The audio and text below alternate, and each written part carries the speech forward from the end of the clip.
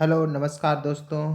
तो आज बहुत दिनों के बाद फिर से आप सबों के बीच एक नया प्रैक्टिस सेट लेकर आया है जिस जो है बिहार इंटर स्तरीय लेवल का जो एग्ज़ाम होने वाला है उसके लिए। तो इसमें जो हम लोग डिस्कशन करेंगे इसका मेन पॉइंट रहेगा सिर्फ जीके जीएस। तो जीके जीएस में तो इसमें जीके जीएस जो होता है वो 75 क्वेश्चंस के होते हैं। तो इसका डिस्कशन हम लोग स्टार्ट करेंगे।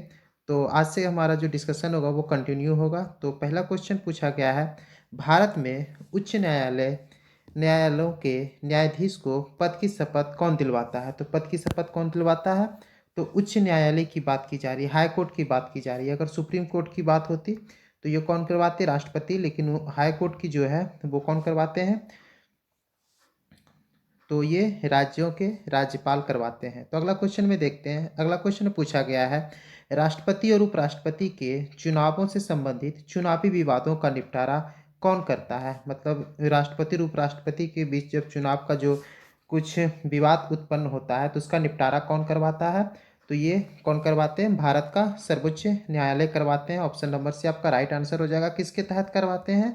तो आर्टिकल 71 के तहत किया जाता है। तो अगला क्वेश्चन देखते हैं, भारत के संविधान में कल्याणकारी राज्य का आदर्श निहित किस में है? किस में निहित है? तो 7वीं अनुसूची प्रस्तावना में, मूल अधिकार में, राज्य के नीति निर्देशक तत्व में। तो इसका आंसर क्या हो जाएगा? राज्य के नीति निर्देशक तत्व में ये निहित है। तो भाग कितना में? भाग 4 में राज्य के नीति निर्देशक तत्व। कहाँ से कहाँ तक? 36 से 51 आर्टिकल तक आपको इसमें मिलेंगे। तो भारत में मताधिकार और निर्वाचित होने का अधिकार क्या है? मताधिकार और निर्वाचित होने का अधिकार क्या है? विधिक अधिकार, नैसर्गिक अधिकार, मूल अधिकार या संवैधानिक अधिकार? तो इसका जो राइट आंसर कौन सा होगा? इसका राइट आंसर जो हो जाएगा वो संवैधानिक अधिकार है। संवैधानिक अधिकार आर्टिकल 326 के तहत है, 326 के तहत। लेकिन 2015 में एक विवाद हुआ था PUCL बाद और भारतीय संघ के में, तो जिसमें बोला गया था कि ये क्या हो जाएगा? विधिक अधिकार बोला गया था। तो इसका राइट आंसर ऐसे हो जाएगा संवैधानिक अधिकार आर्टिकल 326 के तहत। निम्न में से कौन सिविल सेवा बोर्ड के पदेन अध्यक्ष होते हैं? कौन होते हैं सिविल सेवा बोर्ड के पदेन अध्यक्ष? प्रधानमंत्री, गृह मंत्री, राष्ट्रपति, कैबिनेट सचिव। तो कौन होता है? कैबिनेट सचिव इसका राइट आंसर हो जाएगा। अगला क्वेश्चन में देखते हैं, लोकसभा के अध्यक्ष को पद से हटाया जा सकता है। लोकसभा के अध्यक्ष को कैसे पद से हटाया जा सकता है? तो इसका जो राइट आंसर हो जाएगा, लोकसभा के में बहुमत पार्टी द्वारा लाए गए अविश्वास प्रस्ताव द्वारा, एक प्रस्ताव द्वारा जो लोकसभा के कुल सदस्यों के आधे से कम नहीं हो, लोकसभा की कुल सदस्यता से कम से कम 2/3 को से पारित होना हो, प्रस्तावित हो, और लोकसभा के सभी सदस्यों के बहुमत से पारित प्रस्ताव द्वारा। तो इसका जो राइट आंसर कौन सा हो जाएगा? राइट आंसर हो जाएगा ऑप्शन नंबर डी आपका राइट आंसर हो जाएगा। तो क्वेश्चन नंबर 7 में चलते हैं। क्वेश्चन नंबर 7 में बोला गया है, भारत का संविधान गणतंत्रात्मक है क्योंकि यह कैसा गणतंत्रात्मक क्यों है? एक निर्वाचित संसद का प्रावधान करता है, वयस्क मताधिकार का प्रावधान करता है, मौलिक अधिकार प्रदान करता है, या कोई वंशानुगत शासन नहीं है। तो इसका जो राइट आंसर कौन सा हो जाएगा? कोई वंशानुगत शासक नहीं होता है। तो गांधी को चंपारण आने का आमंत्रण किसने दिया था? तो किसने दिया था? तो राजकुमार शुक्ल ने दिया था, क्योंकि 1916 में लखनऊ अधिवेशन हुआ था, उसी में राजकुमार शुक्ल और महात्मा गांधी आए थे। तो उस केस में उनको बिहार आने का न्योता दिया गया था। 1913 ईस्वी में पटना में अनुशीलन समिति की एक शाखा की स्थापना किसने किया था? तो किसने किया था? रामानंद सिन्हा, राजेंद्र प्रसाद, सचिंद्र नाथ सान्याल, सच्चिदानंद सिन्हा। तो कौन किया था? तो सचिंद्र नाथ सान्याल ने किया था, 1913 में किया गया था। तो अगले क्वेश्चन में देखते हैं, बिहार का पहला रामसर स्थल कौन सा है? कौन सा है? तो सबको पता होगा कौन सा है। तो कांवर झील हो जाएगा। ऑप्शन नंबर सी आपका राइट आंसर हो जाएगा। तो अगले क्वेश्चन में चलते हैं, निम्नलिखित में से कौन सी सभ्यता अपने नगर नियोजन के लिए प्रसिद्ध है? तो कौन सी सभ्यता अपने नगर नियोजन के लिए प्रसिद्ध है? तो इसका जो राइट आंसर कौन सा हो जाएगा? तो सिंधु घाटी सभ्यता अपने नगर नियोजन के लिए प्रसिद्ध है। प्राचीन भारत के प्रसिद्ध शासक जिसने अपने जीवन के अंतिम दिनों में जैन धर्म को अपना लिया था? तो किसने अपने जैन धर्म को अपना लिया था?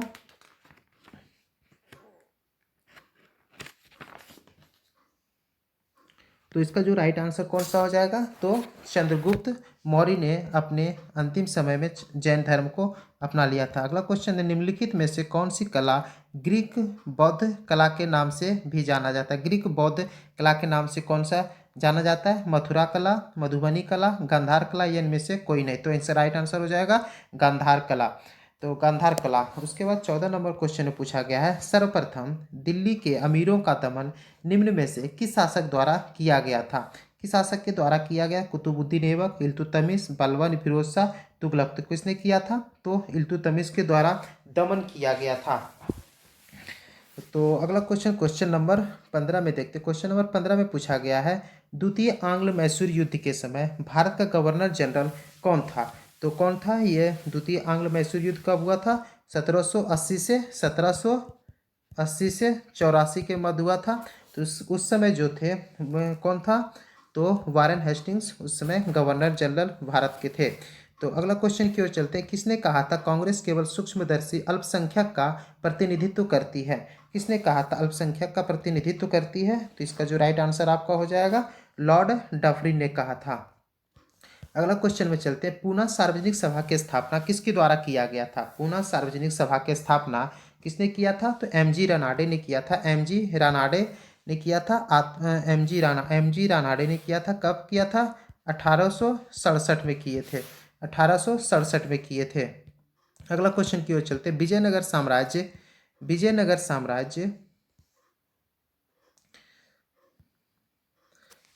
साम्राज्य की वित्तीय व्यवस्था की मुख्य विशेषता क्या थी? मुख्य विशेषता क्या थी? तो मुद्रा प्रणाली, अधिशेष लगान, भू राजस्व, बंदरगाहों से आमदनी। तो क्या थी इसकी? तो भू राजस्व था। भू राजस्व इसका राइट आंसर हो जाएगा। तो 19 में चलते। 19 क्वेश्चन में पूछा गया, किस मुगल बादशाह के विरुद्ध जौनपुर से फतवा जारी किया गया था? जौनपुर से फतवा को किसने जारी किया था?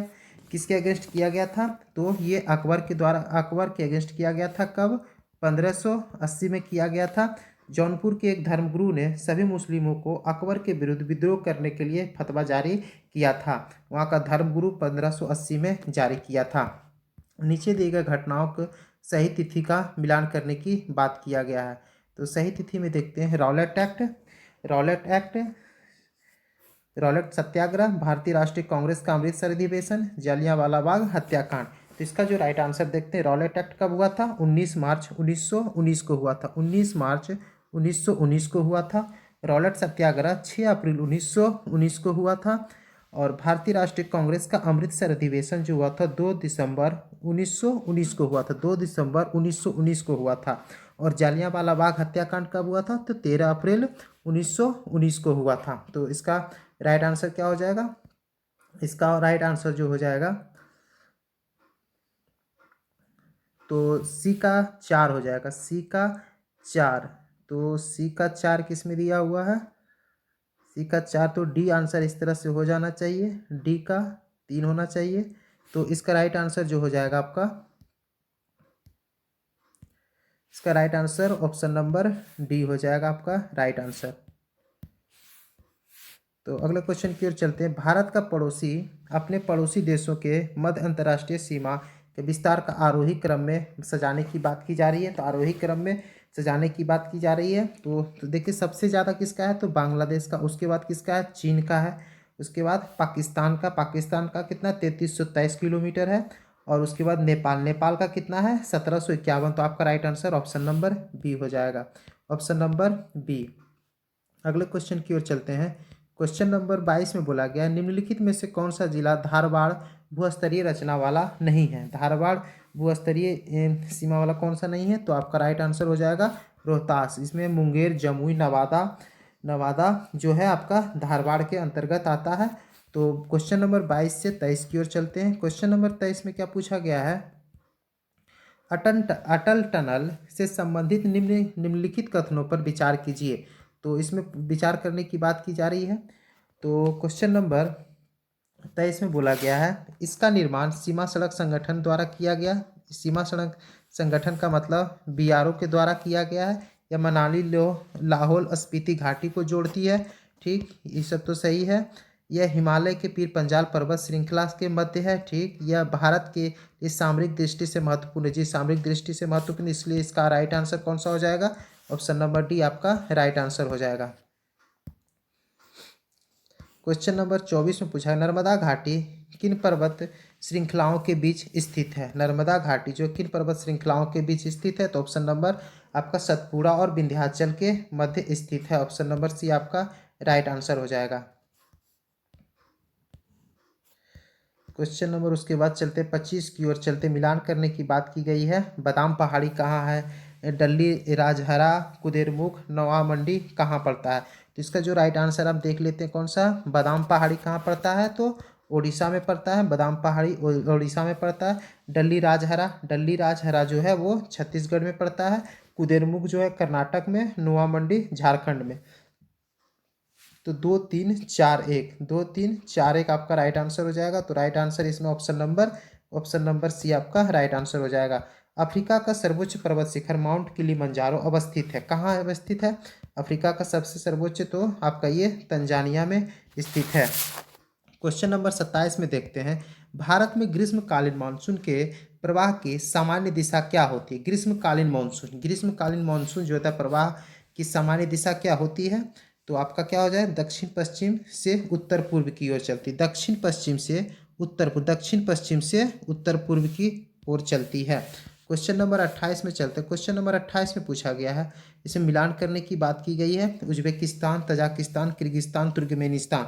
तो उज्बेकिस्तान की राजधानी कहाँ है? तो उज्बेकिस्तान की जो राजधानी वो आपका ताशकंद हो जाएगा। और ताजिकिस्तान की राजधानी कहाँ है? तजाकिस्तान की राजधानी ये दुशांबे हो जाएगा। किर्गिस्तान की राजधानी कहाँ पड़ जाता है? तो आपका बिश्केक हो जाता है। तुर्कमेनिस्तान की राजधानी अशगाबाद हो जाता है। इसका राइट आंसर जो 1 2 3 4 हो जाएगा। 1 2 3 4 ऑप्शन नंबर ये आपका राइट आंसर हो जाएगा। जो 29 नंबर क्वेश्चन में चलते हैं, निम्नलिखित में से कौन मुद्रा के अवमूल्यन का सबसे संभावित प्रभाव होगा? संभावित प्रभाव कौन सा होगा? आयात में वृद्धि, निर्यात में वृद्धि, मुद्रास्फीति में कमी, ए और बी दोनों। तो इसका राइट आंसर क्या हो जाएगा? निर्यात में वृद्धि हो जाता है, माल बेचने की जो प्रवृत्ति हो वो बढ़ जाती है। तो 30 नंबर में देखते हैं, वह दर जिस पर अनुसूचित वाणिज्यिक बैंक रिजर्व बैंक से रातों रात धन की अतिरिक्त राशि उधार ले सकते हैं उसको हम क्या कहते हैं? तो उसको बैंक दर कहते हैं, सीमांत अस्थायी सुविधा दर, प्रतिवर्ती रेपो दर या रेपो दर। इसका जो राइट आंसर कौन सा हो जाएगा? इसका राइट आंसर हो जाएगा सीमांत अस्थायी सुविधा दर। सीमांत अस्थायी सुविधा दर हो जाएगा। निम्नलिखित में से कौन सा कार्य आरबीआई से संबंधित नहीं है? आरबीआई से संबंधित नहीं की बात की जा रही है। देखिए यहाँ पे नहीं की बात की जा रही है, इस पर नहीं पे फोकस करना। नियंत्रण, ऋण नियंत्रण, मुद्रित नोट जारी करना, ये भी सही है। जनता को पैसा उधार देना, तो जनता को पैसा उधार आरबीआई नहीं देती है। अंतिम उपाय में रूप वाणिज्यिक बैंकों को धन उधार देना। तो इसका right answer option number B हो जाएगा। भारत को आत्मनिर्भर और स्व उत्पाद अर्थव्यवस्था के रूप में स्थापित करने का प्राथमिक लक्ष्य किस पंचवर्षीय योजना का था? तो कौन सा पंचवर्षीय योजना का था? इसका जो राइट आंसर कौन सा हो जाएगा? तीसरी पंचवर्षीय योजना। तीसरी पंचवर्षीय योजना कब से कब था? 1961 से 1966 की बात की गई है। तो अगला क्वेश्चन 33 में देखा गया, राष्ट्रीय आय लेखांकन का जन्मदाता किसे कहा जाता है? राष्ट्रीय आय लेखांकन का जन्मदाता किसे कहा जाता है? महालनोबिस, BKRV राव, दादा भाई नौरोजी, सैमन कुजनेट्स को किसको कहा जाता है? इसका जो राइट आंसर हो जाएगा सैमन कुजनेट्स को कहा जाता है। तो क्वेश्चन नंबर 34 में देखते हैं, अंतर्राष्ट्रीय मुद्रा कोष एवं विश्व बैंक का मुख्यालय कहाँ स्थित है? तो कहाँ स्थित है? तो इसका राइट आंसर हो जाएगा आपका वाशिंगटन DC हो जाएगा। फिर अगले क्वेश्चन की ओर चलते हैं। अगला क्वेश्चन नंबर 35 में पूछा गया है, भारत में कृषि उत्पादों से संबंधित बाजार का विनियमन कौन करता है? भारत में कृषि उत्पादों, कृषि से जो काम होता है वो कौन करता है? कृषि उत्पाद अधिनियम 1935, खाद्य पदार्थ अधिनियम 1956, कृषि उत्पाद बाजार समिति अधिनियम, अनिवार्य वस्तु अधिनियम। तो इसका जो राइट आंसर कौन सा हो जाएगा? कृषि उत्पाद बाजार समिति अधिनियम करता है। कृषि उत्पाद बाजार समिति अधिनियम करता है। भारत ने किस देश को भेंट में 20 ब्रॉडगेज रेलवे इंजन उपहार में दिया? तो किसे दिया है? तो तो बांग्लादेश को दिया गया है 20 ब्रॉड गेज। तो उसके बाद अगला क्वेश्चन में चलते हैं। अगला क्वेश्चन, भारत सरकार ने वर्ष 2023-24 में साधारण धान के लिए कितना न्यूनतम समर्थन मूल्य यानी कि एमएसपी निर्धारित किया? धान के लिए कितना एमएसपी निर्धारित किया है? तो इसका जो राइट आंसर हो जाएगा 2183। तो ऑप्शन नंबर सी आपका राइट आंसर हो जाएगा। किस मंत्रालय द्वारा पोषण भी पढ़ाई भी कार्यक्रम की शुरुआत की गई है? तो किसके द्वारा किया गया पोषण भी पढ़ाई भी? तो आपका केंद्रीय महिला एवं बाल विकास मंत्रालय के द्वारा किया गया है। केंद्रीय महिला एवं बाल विकास मंत्रालय के द्वारा किया गया। चंद्रयान-3 जिसे हाल ही में प्रक्षेपित किया गया है, उसका कुल वजन कितना था? लगभग कितना वजन था? तो इसका जो राइट आंसर कितना हो जाएगा? तो 3900 केजी का था। तो विश्व पर्यावरण दिवस 2023 का थीम क्या रहा? विश्व पर्यावरण 2023 का थीम तो प्लास्टिक प्रदूषण से समाधान की ओर बात की गई। प्लास्टिक प्रदूषण के समाधान की बात की गई है। इसमें ऑप्शन नंबर बी आपका राइट आंसर हो जाएगा। हाल ही में किस राज्य का दुबराज चावल को जीआई टैग दिया गया है? किसको? तो महाराष्ट्र, छत्तीसगढ़, बंगाल या फिर मिजोरम। तो इसका जो राइट आंसर कौन सा हो जाएगा? छत्तीसगढ़ हो जाएगा। छत्तीसगढ़ हो जाएगा। मरचा चावल कहाँ का है? तो बिहार का है। और मध्य प्रदेश का एक मिला है रीवा आम को, लद्दाख का मिला सिंह स्कोच को, उत्तर प्रदेश हाथरस की हिंग को मिला है। तो अगला क्वेश्चन 42 में पूछा, निम्नलिखित राज्य एवं उनके राज्यपाल का कौन सा सही क्रम नहीं है, सुमेलित नहीं है, बात की गई है, ठीक ना। तो देखते हैं, ये केरल का आरिफ मोहम्मद खान सही है, नागालैंड ला गणेशन सही है, त्रिपुरा का राजस्थान कलराज मिश्र त्रिपुरा का, और इसका राइट आंसर सी हो जाएगा क्योंकि त्रिपुरा का गुरमीत सिंह नहीं होके बल्कि सत्यदेव नारायण आर्य आपका राइट आंसर हो जाएगा। आईसीसी क्रिकेट वर्ल्ड कप 2023 में कुल कितने टीमों ने भाग लिया था? तो कितने टीमों ने भाग लिया था? तो कुल मिला के 10 टीमों ने इसमें भाग लिया था। T20 वर्ल्ड कप में कितने टीमों ने भाग लिया था? तो 10 टीमों ने इसमें भाग लिया था। हाल ही में बिहार का नया महाधिवक्ता किसे नियुक्त किया गया? बिहार का नया महाधिवक्ता किसे नियुक्त किया गया? पीके शाही, ब्रजेश मेहरोत्रा, बी चंद्रन, कोई नहीं। तो इसका जो राइट आंसर हो जाएगा पीके शाही, इसका राइट आंसर हो जाएगा। अगला क्वेश्चन देखते हैं, साहित्य के क्षेत्र में नोबेल पुरस्कार 2023 से किसे सम्मानित किया गया? किसे सम्मानित किया गया है? तो आपका पीटर हैंडके, जॉन फॉन्से, एनी एर्नॉक्स, ए या बी, ए और बी दोनों, बी और सी दोनों। तो इसका जो राइट आंसर हो जाएगा जॉन फॉन्से को दिया गया है। जॉन फॉन्से को दिया गया है। तो नागेवाजा शब्दावली किस खेल से संबंधित? नागेवाजा शब्दावली जो है वो आपका जूडो से संबंधित है, जूडो से संबंधित है। प्रोलॉग किस पीढ़ी की कंप्यूटर भाषा है? प्रोलॉग जो है किस पीढ़ी की है? तो आपका ये पंचम हो गया। तो इसका राइट आंसर कौन सा हो जाएगा? पंचम हो जाएगा। 47 से 48 की ओर चलते हैं। अंतर्राष्ट्रीय कृषि विकास कोष का मुख्यालय कहाँ है? अंतर्राष्ट्रीय कृषि विकास कोष का मुख्यालय कहाँ है? रोम, जापान, जिनेवा, न्यूयॉर्क। तो इसका जो राइट आंसर कौन सा हो जाएगा? रोम हो जाएगा। रोम हो जाएगा। नक्टा लोक नृत्य का संबंध किस राज्य से? नक्टा लोक किस राज्य से संबंध है? नागालैंड, महाराष्ट्र, झारखंड या फिर गुजरात। तो इसका जो राइट आंसर कौन सा हो जाएगा? तो आपका राइट आंसर महाराष्ट्र हो जाएगा। निखिल बनर्जी का संबंध किस वाद्य यंत्र से है? निखिल बनर्जी का जो संबंध है वो किससे है? तो ये आपका सितार से हो जाएगा। डीसी जनरेटर किस सिद्धांत पर कार्य करता है? डीसी जनरेटर जो है किस सिद्धांत पर कार्य करता है? आर्नेनियस लॉस, जूल के हीटिंग नियम, फेराडे के विद्युत चुंबकीय प्रेरण सिद्धांत पे, इलेक्ट्रोस्टैटिक। तो इसका जो राइट आंसर कौन सा हो जाएगा? तो फेराडे के विद्युत चुंबकीय प्रेरण सिद्धांत पे ये कार्य करता है। प्रकाश के वर्ण विक्षेपण में लाल रंग का परास कितना होता है? तो कितना होता है? तो इसको 6200 एंगस्ट्रॉम से 7800 एंगस्ट्रॉम तक होता है। तो इसका जो राइट आंसर हो जाएगा आपका ऑप्शन नंबर सी हो जाएगा। ध्वनि की प्रबलता किसके द्वारा निर्धारित की जाती है? ध्वनि की प्रबलता जो है वो किसके द्वारा निर्धारित की जाती है? तो कंपन का आयाम होता है। कंपन का आयाम, कंपन के आयाम, ऑप्शन नंबर ए आपका राइट आंसर हो जाएगा। जल के विद्युत अपघटन के समय बैटरी के ऋणात्मक टर्मिनल से जुड़े इलेक्ट्रोड पर निम्न में से कौन सी गैस बनती है? तो कौन सी गैस बनती है? तो इसमें हाइड्रोजन गैस बनती है। ऑप्शन नंबर ए आपका राइट आंसर हो जाएगा।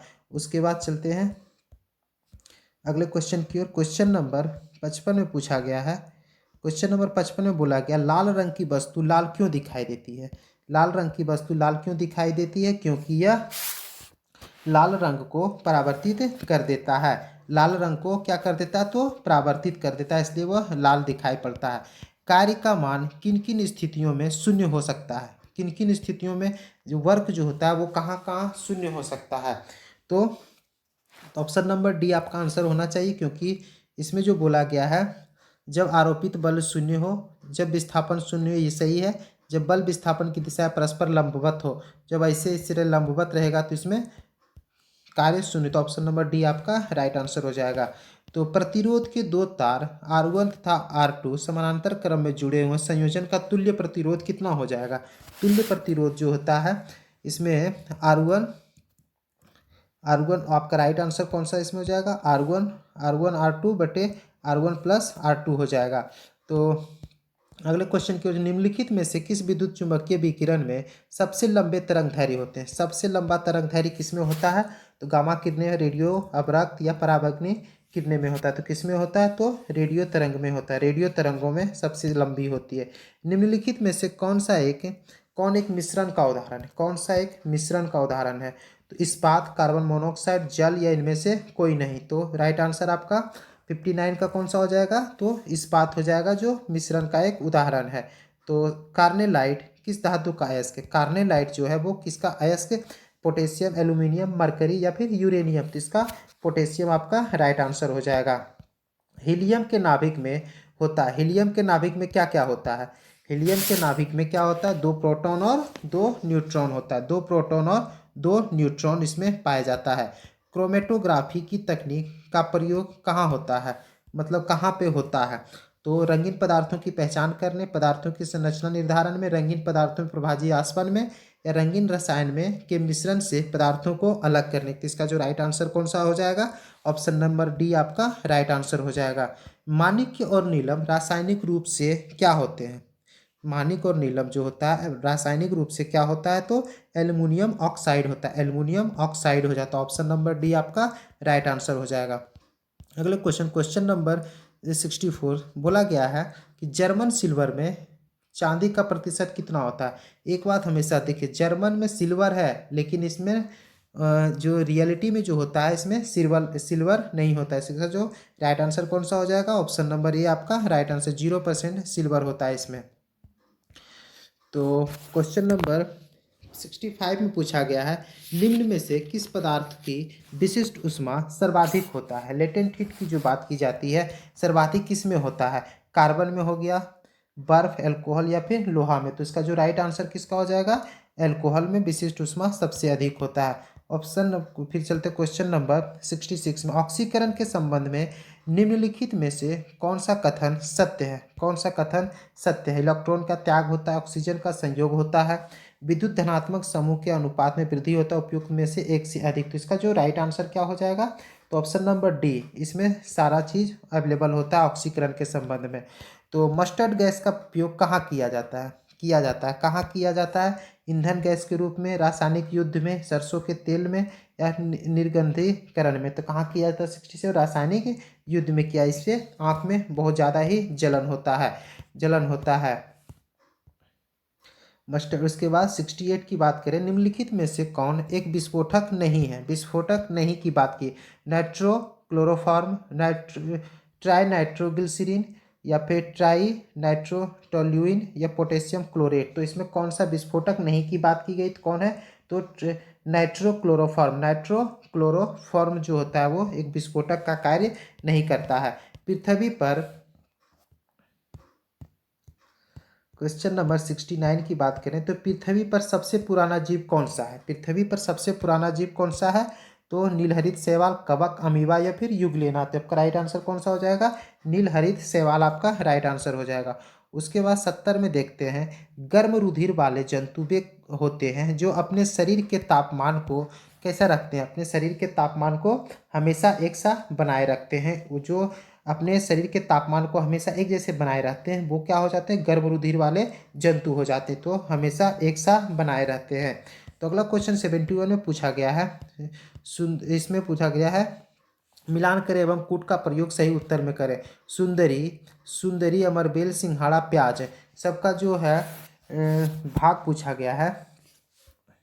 तो 71 में देखते हैं, तो पहला क्या हो जाएगा, सुंदरी जो होगा वो क्या है, न्यूमेटोफोर हो जाएगा। सुंदरी जो होता है वो न्यूमेटोफोर हो जाएगा। अमरबेल जो हो जाता है, अमरबेल चूसन मूल हो जाता है। सिंघाड़ा जो हो जाता है आपका स्वांगी स्वांगी कारक मूल हो जाते हैं। और प्याज जो होता है भूमिगत तना हो जाता है। तो इस तरह एक दो और इसका जो राइट आंसर हो जाएगा, right answer option number B हो जाएगा। 2 1 4 3 हो जाएगा। तो फिर चलते हैं A72। शल्य क्रिया में आर्थोप्लास्टी क्या है? शल्य क्रिया में जो होता है आर्थोप्लास्टी क्या होता है? आर्थोप्लास्टी क्या होता है? ओपन हार्ट सर्जरी, गुर्दा प्रत्यारोपण, कूल्हे कूल्हे के जोड़े का प्रतिस्थापन, रुधिर आधान। तो इसका जो राइट आंसर कौन सा हो जाएगा आपका? कूल्हे के जोड़ का प्रतिस्थापन में इसी को हम आर्थोप्लास्टी कहा जाता है। तो क्वेश्चन नंबर 72 के बाद 73 की ओर चलते हैं।